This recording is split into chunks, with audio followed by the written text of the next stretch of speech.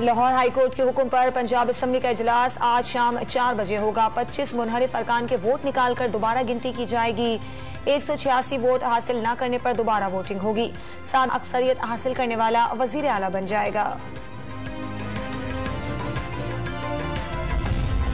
वजीर आला पंजाब के इंतखाब से मुताल्लिक लाहौर हाईकोर्ट के फैसले के खिलाफ PTI की दरखास्त सुप्रीम कोर्ट में समाअत के लिए मंजूर।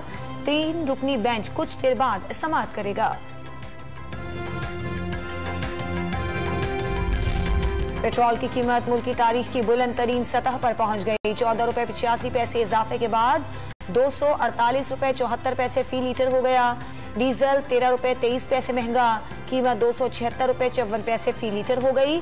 मट्टी का तेल 18 रुपए 83 पैसे फी लीटर महंगा कर दिया गया। हुकूमत रूस से सस्ता तेल खरीदने के बजाय अवाम पर नाकाबिले बर्दाश्त बोझ डाल रही है।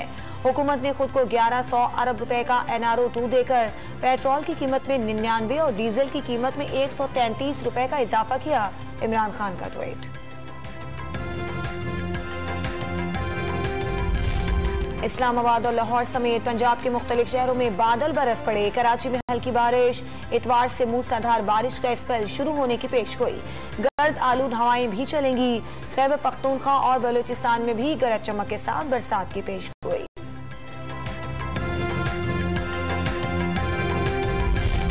बलूचिस्तान में बारिशों ने तबाही मचा दी। नदी नालों में तुगयानी की सूरत हाल है। राब्ता सड़कों पर आमदोरफ्त मुतासिर हो गई। बारिश के दौरान मुख्तलिफ मकामात पर खंबे गिरने से बिजली की सप्लाई मुअत्तल। वजीर आजम शहबाज शरीफ की army chief general Qamar Javed Bajwa के साथ मुलाकात। मुल्की सिक्योरिटी सूरत हाल और पाक फौज के पेशा वाराना उमूर पर तबादला ख्याल।